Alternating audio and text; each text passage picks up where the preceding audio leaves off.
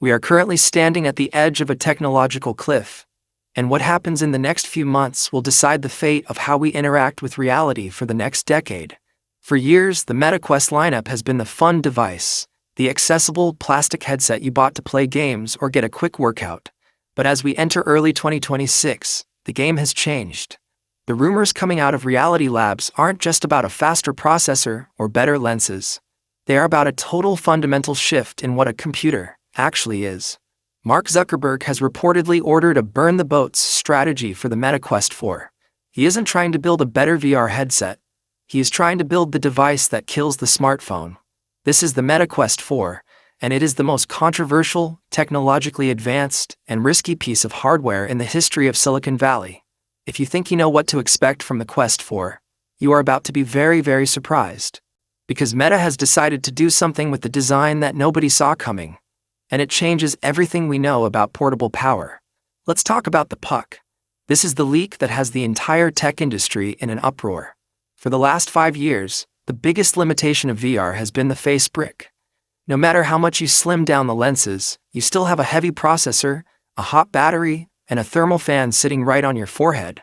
It's uncomfortable, it's heavy, and it limits how much power you can actually use. But for the Quest 4, Meta has allegedly made a radical decision. They are moving the brains off your face. The Quest 4 is rumored to come with a compute puck.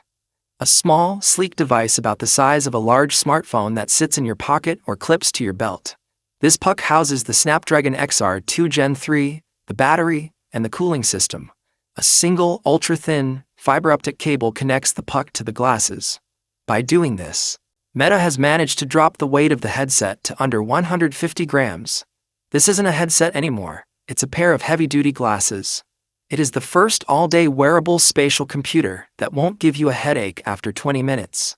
But why the massive jump in processing power? It's not just for better graphics in games. It's for Llama 4. Meta is pivoting. They are no longer a metaverse company first. They are an AI company. The Quest 4 is built from the ground up to be the ultimate host for Meta's most advanced artificial intelligence. Imagine walking through a grocery store in the USA, and your glasses are identifying every item on the shelf, comparing prices, and highlighting the healthiest options in real time. Imagine sitting in a business meeting where the Quest 4 is translating a foreign language into subtitles floating above the speaker's head, while simultaneously taking notes and summarizing action items for you. This is spatial intelligence, and it is the core of the Quest 4 experience. Meta is betting that you will trade your privacy for this level of godlike utility. Let's talk about the optics, because this is where Meta is taking a direct shot at the Apple Vision Pro. The Quest 4 is reportedly moving to micro-OLED displays with a staggering 4K resolution per eye. But the real breakthrough is the dynamic field of view. Using high-speed eye-tracking cameras, the Quest 4 uses a process called foveated rendering on steroids.